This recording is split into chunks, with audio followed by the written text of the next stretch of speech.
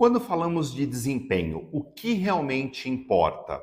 Eu sou o Wilson Rios e quero falar com você hoje sobre gestão por competências. Quando falamos de gestão por competências, que é a metodologia mais eficaz quando a gente fala de performance, né? Antes vamos até entender o seguinte, né? Tem uma frase do Vicente Falcone que fala o seguinte: quando uma meta, um objetivo, ele não é atingido, não é realizado, o que faltou foi competência. Então a gente precisa entender isso. Uma empresa, uma equipe, para ela performar, ela precisa ser uma equipe competente. E aí começa a entrar algumas discussões muito importantes. O que é mais importante? A competência técnica, a competência comportamental, ou falando aqui numa linguagem de RH, soft skills, hard skills, enfim. Ambas são importantes. Mas o grande problema das empresas é que cerca de 90% dos processos seletivos eles acabam acontecendo simplesmente com base no currículo. Então você vê pessoas que têm formação, fizeram vários cursos, têm muitos anos de experiência. Isso pode ser tanto olhando já para a equipe que existe ou nos processos seletivos, e essas pessoas no fim elas não trazem performance, não trazem resultado para a empresa. Por quê? Porque está faltando a aplicação disso, está faltando muitas vezes a parte das competências comportamentais. Então, o que a gente precisa entender quando eu estou falando de performance, quando eu estou falando de resultado? Primeiro, que não existe resultado sem competência. E ela precisa estar muito bem equilibrada no aspecto competência técnica e competência comportamental. Quando a gente fala de competência, nada mais clichê e clássico do que a gente falar do chá: conhecimento, habilidade e atitude, certo? Trazendo muito a essência do que é o chá, falando das pesquisas do John Campbell, ele fala o seguinte, que a gente precisa ter o conhecimento declarativo, certo? Que está ligado ao conhecimento técnico, aquele conhecimento teórico que a gente vê em sala de aula, mas a gente também precisa ter o conhecimento procedural. O que é isso? Que é o que a gente fala da habilidade. Mas a habilidade, ela não é simplesmente um método de como eu aprendi ali na prática, talvez até meio de qualquer jeito, de como fazer o trabalho. Não, eu tenho um conhecimento do procedimento. Falando no aspecto empresarial, eu sei, na prática, o método que a empresa utiliza para fazer aquele trabalho. Vou dar um exemplo aqui. Quando a gente fala de um profissional de RH, existe o quê? Uma técnica de entrevista que é a entrevista por competências. Ótimo, eu faço um curso, estou lá em sala de aula, online ou presencial, e eu entendo o método. Perfeito. Numa empresa, eu vou ter algumas características com relação à parte de como conduzir o processo seletivo, testes, dinâmicas e a própria entrevista. E quando eu vou atuar numa outra empresa, os métodos mudam um pouco. Então eu preciso me adequar, eu preciso garantir que essa minha habilidade não é uma habilidade que, esse é do meu jeito e eu faço como eu quero. Eu preciso praticar dentro dos procedimentos e do método que a empresa entende como ideal para o negócio dela, para atingir a estratégia.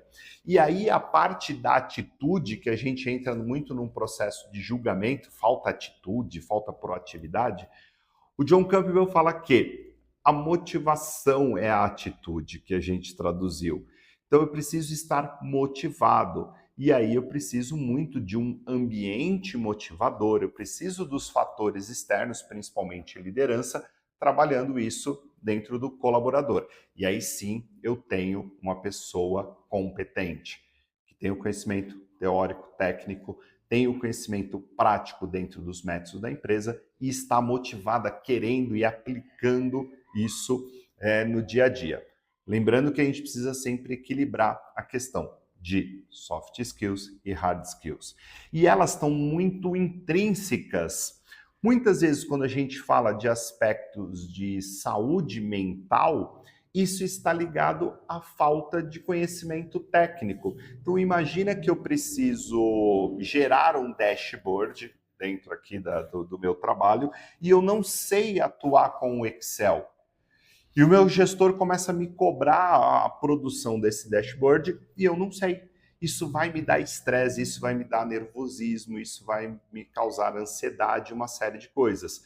E às vezes a gente acha que trabalhar o aspecto somente psicológico e emocional vai resolver o aspecto da entrega, da performance. Não, isso também está ligado ao aspecto técnico.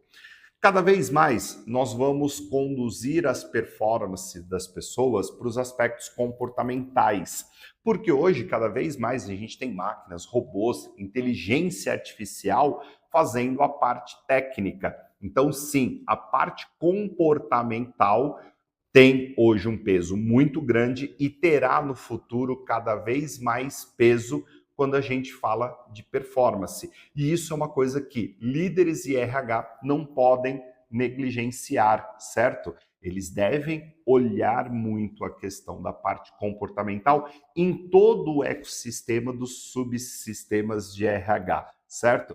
Então, por exemplo, nos aspectos de recrutamento e seleção, preciso ter práticas de fazer um mapeamento dessas competências comportamentais. Eu preciso ter treinamentos, parte de desenvolvimento de pessoas nos aspectos comportamentais. Eu preciso, dentro das minhas estruturas de remuneração, premiar ou dar carreira para as pessoas ligados aos aspectos das competências comportamentais. E sim, o desligamento acaba muito acontecendo por causa disso.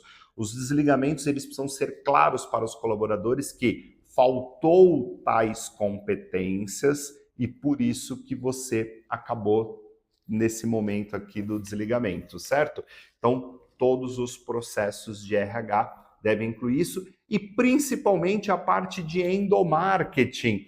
O endomarketing, ele precisa vender o quanto é importante você, colaborador, ter essas práticas comportamentais dentro da empresa, o quanto isso vai realmente produzir resultados para a sua carreira e vai produzir resultados para a sua empresa, certo? Me diga aqui, a sua empresa atua com gestão por competências ou os processos de RH acabam sendo meio soltos pelo feeling dos gestores ou não tem nenhuma prática estruturada? Comente aqui e fale dos seus resultados. Um abraço.